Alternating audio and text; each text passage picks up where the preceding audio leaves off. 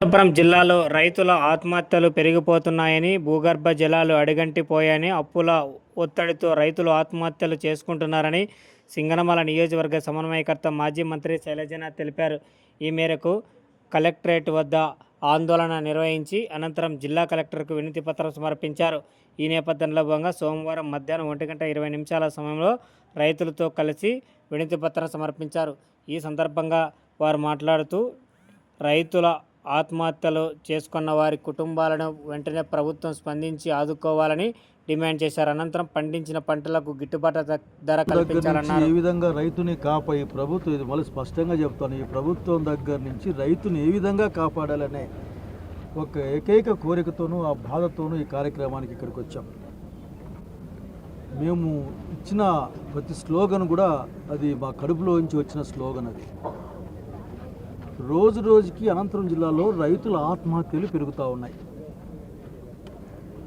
ఈ రీసెంట్గానే సింగనమల నియోజకవర్గంలో 3 ఆత్మహత్య చేసుకున్నారు.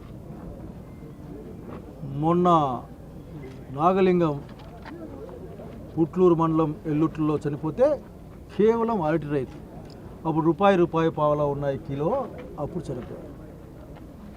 అట్లాగే మోహన్ అనుకుంటా నిన్న మడుగుపల్లిలో బోర్లు ఎండిపోయినాయి. ఆ మడుగు ఉంటుంది అక్కడ, అది ఆ ప్రాంతంలో బోర్లు వేస్తారు.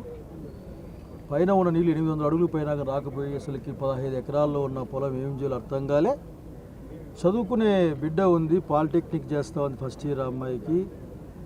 పెద్ద బతికిన కుటుంబం లాగా ఉంది. ఎవరిని అడుక్కోలేక ఏం చేయలేక అతను ప్రాణం తీసుకుంటే ఆ కుటుంబంకి ఏమి చేయాలో అర్థం కావడం లేదు. ఆఖరికి ఆడ ఏంది లేదు.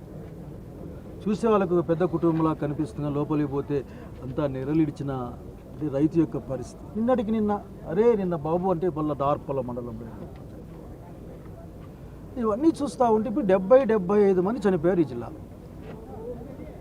ప్రభుత్వం వాళ్ళు మాట్లాడితే రాజకీయమే లేదు దీంట్లో.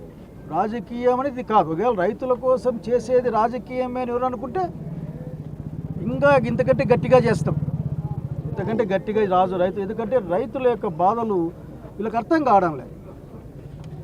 చాలామంది రైతాంగం ఈరోజు ఆలోచించే అసలుకి వీళ్ళకి పిల్లలు, ఒక కుటుంబం విచ్ఛిన్నమైపోతుంది అక్కడ. ఎంతమందినని మా నారాయణ రెడ్డి లాంటి వాళ్ళు, మా లాంటి వాళ్ళు, ఇట్లాంటి వాళ్ళు తీసుకోగలరు, చేయగలరు. కనుక ప్రభుత్వం ముందుకు రావాలి. ప్రభుత్వం ఆ రోజున నాకు భయం ఏంటంటే, గతంలో తెలుగుదేశం పార్టీ అధికారంలో ఉన్నప్పుడు రైతు ఆత్మహత్యల్ని రికార్డు చేయడానికి కూడా అది ఒప్పుకోలే. మేము అడిగేది ఒక్కటే, అయ్యా రైతును ఆదుకొని, ఇప్పుడు చనిపోయారు, ప్రభుత్వం నష్టపరిహారం ఇవ్వాలి, రైతుకు తక్షణం ఇవ్వండి.